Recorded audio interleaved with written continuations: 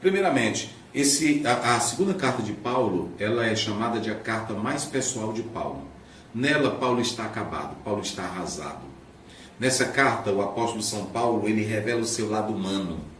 Ele revela um pastor humano, um pastor que está mesmo atingido emocionalmente. Porque, primeiro, o apóstolo São Paulo estava sendo atacado pelos falsos líderes. Ele tinha que se defender. A segunda coisa, tinha um problema daquele irmão que ele teve que tratar, que atingiu ele grandiosamente. Quando você lê o capítulo 2, você vê isso. Então você vê que ele está aflito e ele está pressionado por toda essa situação. E ele aqui abre o seu coração. Ele defende seu ministério, ele contra os falsos, contra os acusadores, ele mostra. Mas se vocês observarem, aqui mesmo, machucado, ferido, desgastado, pressionado, ele sabe agradecer a Deus. Como é que começa aí? Vamos lá, olha aí. Mas graças a Deus. Pronto, primeira coisa, Paulo manifesta a graça. Ele mostra aqui que mesmo marcado com um ministério pesado, mas ele sabe ser grato a Deus. Ele não reclama da situação, ele não culpa ninguém, ele não culpa o ambiente, porque ele estava cheio da graça. E mesmo a gente enfrentando crise, mas Paulo enxergava que Deus estava no controle de tudo. É isso que ele estava dizendo. Ele estava no controle de tudo. Então, quando ele começa, ele estava dizendo que a graça de Deus era necessária. Ele faz uma doxologia, porque essa graça o fazia triunfar. Então, a primeira coisa, vamos para o texto. Paulo tem problema, tem crise, faz defesa, ele está arrasado emocionalmente, mas pelo lado espiritual, ele está dando graças a Deus. E aí ele diz que essa graça é que lhe faz triunfar. Olha o que ele diz, vamos lá. Que sempre nos conduz vitoriosamente em Cristo e por nosso intermédio exalta em todo lugar a fragrância do seu conhecimento. Triunfar, triambeo, essa expressão triambeo no grego é um verbo que na verdade era usado dentro do contexto romano daquele general que vencia a guerra e trazia os presos e fazia o desfile pelas ruas das cidades ali, e aí mostrava em um cortejo, em uma conquista militar, que ele se tornou poderoso. Ali era o triunfo romano.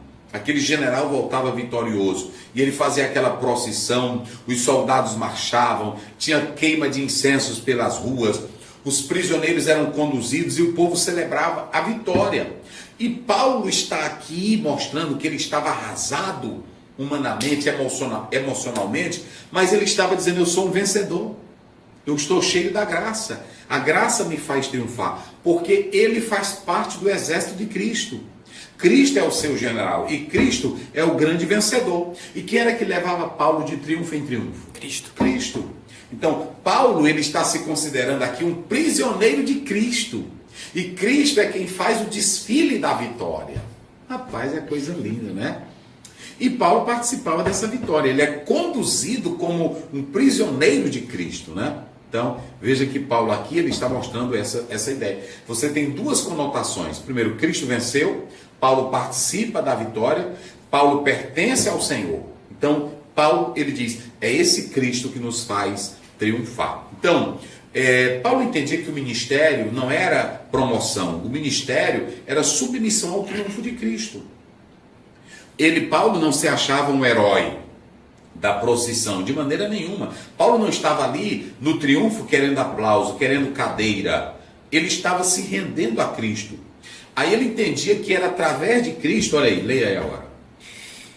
Que sempre nos conduz vitoriosamente em Cristo e por nosso intermédio exala em todo lugar a fragrância do seu conhecimento. Então veja bem, por meio de Cristo ele exalava o bom cheiro, ou seja, o conhecimento de Cristo, a presença de Cristo era exaltada através da vida de Paulo, ele pregando, ele ensinando. Então o crente que tem essa fragrância espiritual, ele espalha o conhecimento de Deus, e esse conhecimento salva. 1 Coríntios 2,4, o qual deseja que todos sejam salvos e venham ao pleno conhecimento. Então, o conhecimento é que esse cheiro de Cristo é exalado através do crente, é o conhecimento, é a verdade do Evangelho que se espalha. Então, Paulo faz isso. Olha o verso 15. Porque para Deus somos o aroma de Cristo entre os que estão sendo salvos e os que estão perecendo. Paulo está usando aqui uma linguagem velhotestamentária, falando do sacrifício, aroma agradável ao Senhor. Paulo estava dizendo, eu me torno agradável para Deus por causa do cheiro de quem? De Cristo. De Cristo Jesus. Depois você pode ler aí na sua casa, Levítico 9, Êxodo 29, 18. Cristo é o sacrifício perfeito. Quem se torna cheiroso para Deus não é você, é Cristo. Agora, em nós está exalado o perfume de quem? De Cristo. De Cristo Jesus. Ou seja, os servos de Deus, nós carregamos o perfume de Cristo. Você carrega esse perfume? Talvez tu só carrega o Boticário, Boticário, qual é mais? Avon. Os da Jequiti.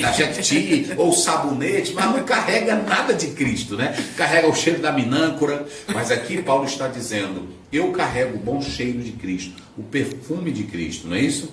Então, o que o mundo deve ver em nossas palavras, nas nossas atitudes, nos nossos gestos, em nossa santidade, na nossa conduta? Deve sentir o bom cheiro de Cristo. Agora ele diz que nos que se salvam, vamos lá, olha aí. Para estes somos cheio de morte, para aqueles fragrância de vida. Veja bem, a palavra de Deus em nós, ela leva o conhecimento para o pecador, mas também leva a condenação, porque ele rejeita a verdade do Evangelho. Olha o 16.